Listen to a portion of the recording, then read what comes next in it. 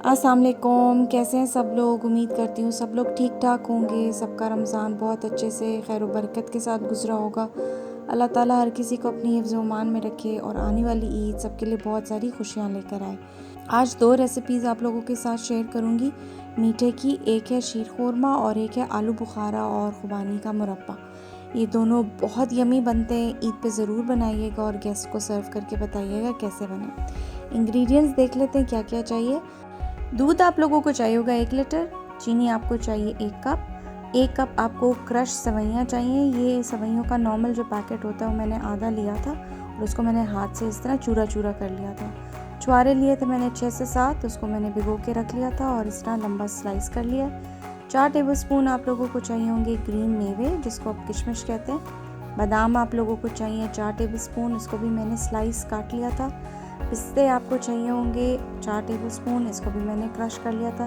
हरी इलायची आप लोगों को चाहिए होगी 4 से 5, उसको आप पीस के रख लें। आधा कप आप लोगों को चाहिए होगा पानी। एक देचकी लेनी है, उसके अंदर आप लोगों ने ये सेवइयाँ डाल देनी है। इसको आपने भूनना है। मैं इसके अंदर बिल्कुल भी ऑयल नहीं डालती। फिर मैंने इसके अंदर बादाम डाल दिए हैं, किशमिश डाल दिए हैं, पिस्ते छुआरे डाल दिए इसके अंदर। इसको मैं थोड़ा सा और भूनूंगी।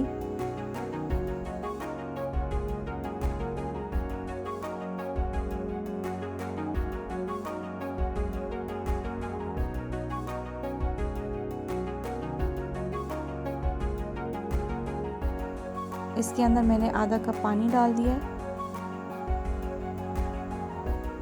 पानी से ये ज़रा सी फूल जाती है और शीर खुरमा बहुत मज़े का बनता है। उसके बाद आप इसके अंदर 1 लीटर दूध डाल दें।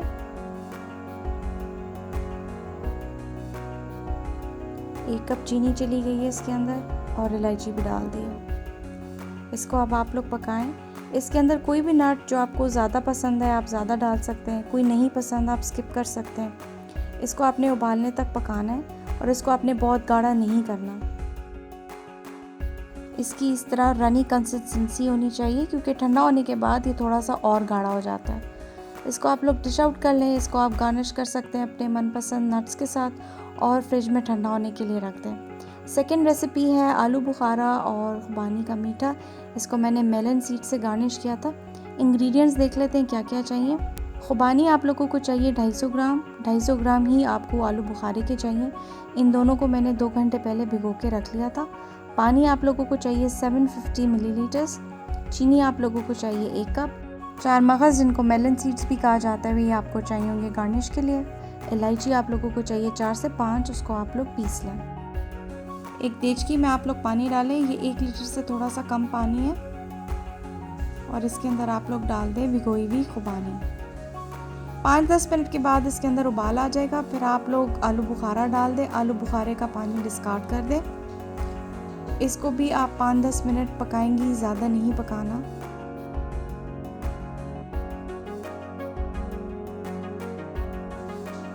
आपने फिर इसके अंदर चीनी ऐड कर देनी है। इसको आप लोगों ने थोड़ी देर हिलाना है ताकि चीनी अच्छे से मिक्स हो जाए इसके अंदर।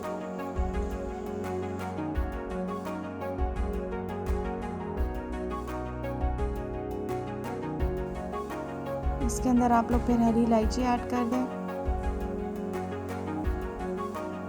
इसका सारा पानी ड्राई हो चुका है, इसका शीरा बन चुका है। इसकी आप लोग कंसिस्टेंसी देखें, ये बहुत फ्लोई है, लेकिन ये ठंडा होने के बाद सारा गाढ़ा हो जाता है। इसलिए आप लोग बिल्कुल इसको गाढ़ा मत करें वरना ये जम जाएगा। इसके ऊपर आप लोग मेलन सीड्स से गार्निश कर सकते हैं। इसको ठंडा करें और सर्व करें। ये एक जैम की तरह भी आप लोगों के लिए हेल्पफुल रह सकता है। आप इसको जैम की तरह भी इस्तेमाल कर सकते हैं। ये दोनों मीठे ज़रूर बनाइएगा ईद पे। मुझे याद रखिएगा दुआओं में। Thank you so much for watching the video.